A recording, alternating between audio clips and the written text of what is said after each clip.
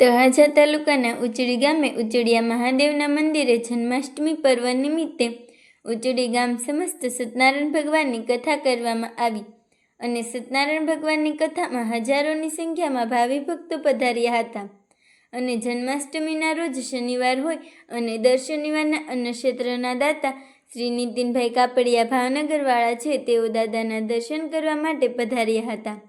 દાદા મહાદેવ સેવા ટ્રસ્ટના ઉપપ્રમુખ ભરતભાઈ ઠંડ તેમના પરિવાર સાથે દાદાના દર્શન કરવા માટે પધાર્યા હતા।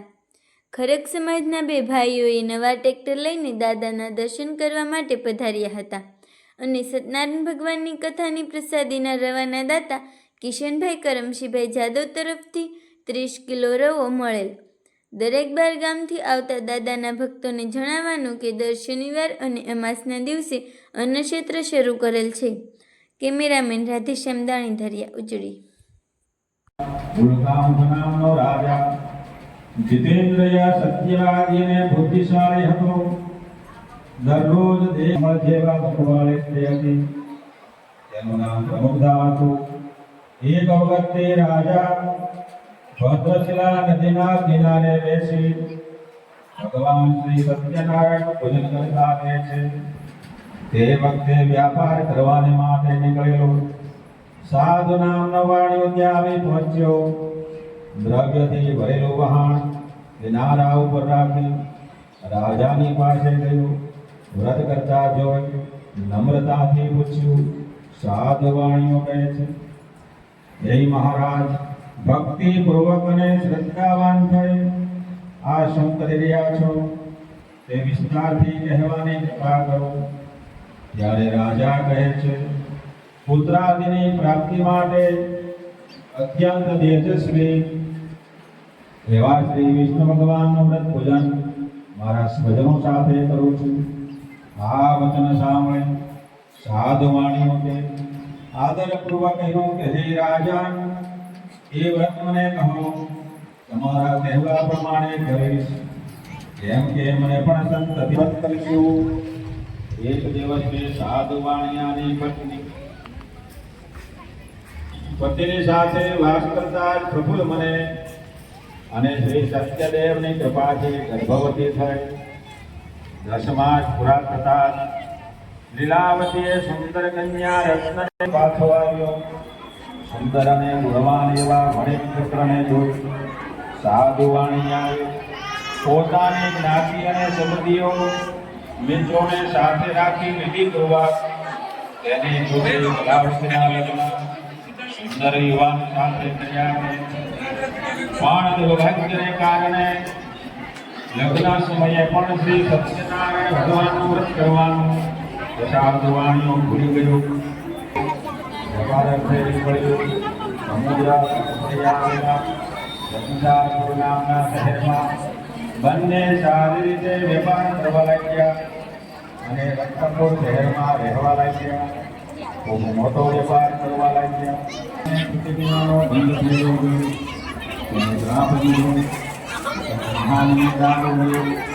કઠિન દુઃખ પ્રાપ્ત ભાવ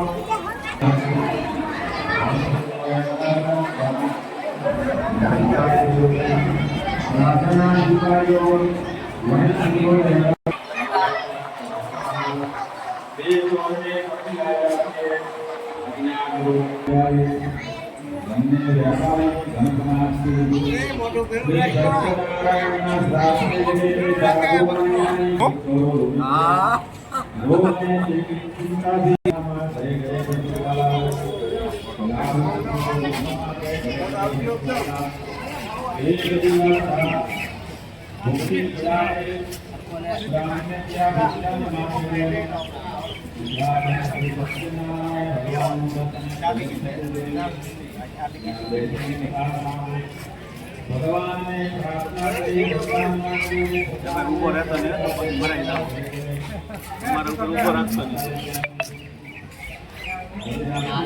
પાનો લઈ લે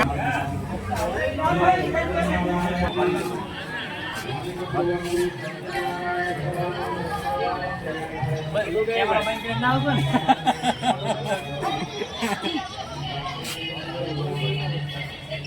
આગળ શું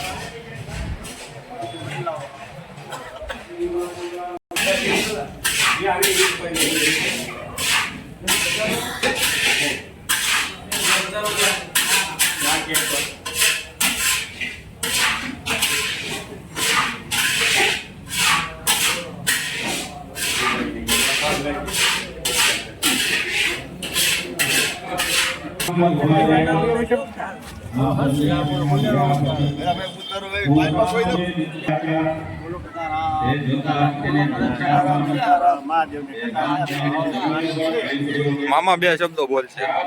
ઉછળી ગામ સમસ્ત મહાદેવના મંદિરે કથાનું આયોજન કર્યું છે તો સૌ માણસ સાંભળે અને પ્રસાદ લે અને મહાદેવ હવને સારી મનોકામના પૂરી કરે એવી સૌની ઈચ્છા છે. જય ભોળાનાથ.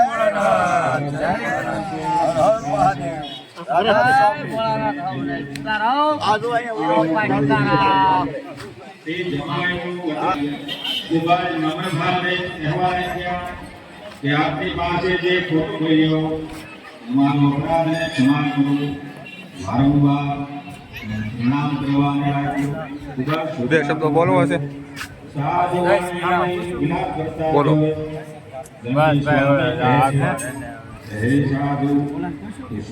ઉભો રહો. આવું મારું કહેવું સાંભળ. તમારી પૂજા કરવાનું ભૂલી ગયો છું અને તેથી જ મારી આજ્ઞાથી હે દુષ્ટ ભરત ઉભો રહો.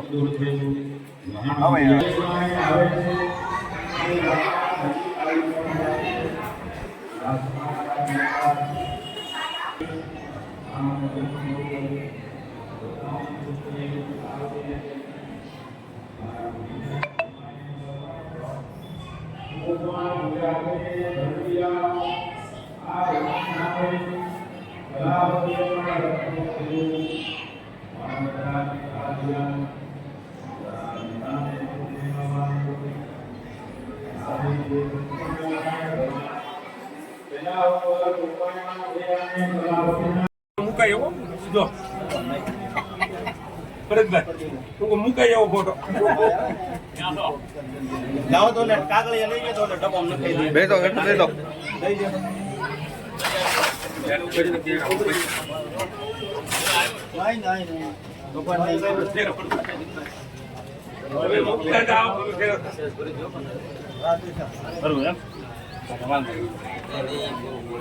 કિશન ને હમ જોડો જાઓ ભાઈ રવાના દાતા છે. વાહ કિશનભાઈ, રવાના દાતા.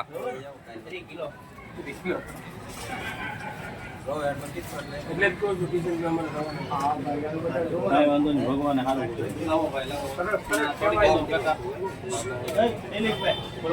લઈ ગયો. પછી આગળ ચાલુ કરો. ગેટ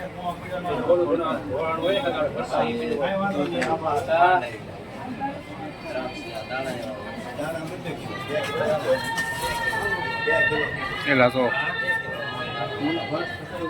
ભાઈ અશોકભાઈ જાઓ તો તમે સત્સંગ ચાલુ છે ને કે પ્રસાદનું વ્યાપ નહીં પૂછવા આપણે તો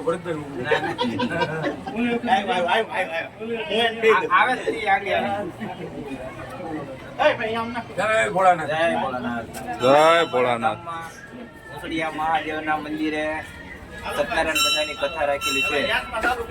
ઘણા ભક્તો ઉપસ્થિત છે.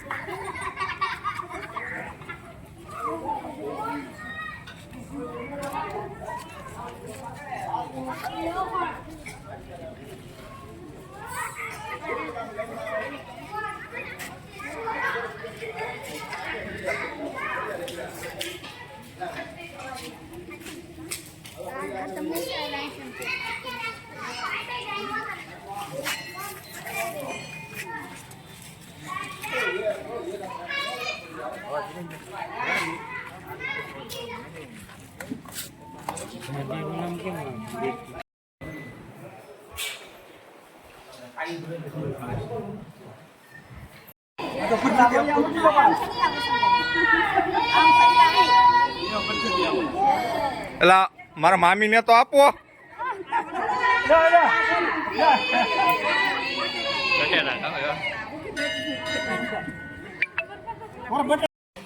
આજે અષ્ટમી જન્માષ્ટમી નિમિત્તે દાદા મહાદેવ સેવા ટ્રસ્ટ વતી ખૂબ સવારથી અત્યાર સુધી ભક્તો આવેલ તેમને અમે ફરાળી પ્રસાદમાં બાકી બટેટી અને કેળાનો પ્રસાદ આપે. સૌ ભક્તો ખૂબ પ્રસાદ લઈ અને ધન્યતા અનુભવે. સાથોસાથ મહાદેવના મંદિરે સત્યનારાયણ ભગવાનની કથા હતી, એમાં હજારોની સંખ્યામાં ગામજનો હાજર રહી અને ખૂબ બહોળી સંખ્યામાં પ્રસાદ લીધેલ. અસ્તુ. જય હિન્દ.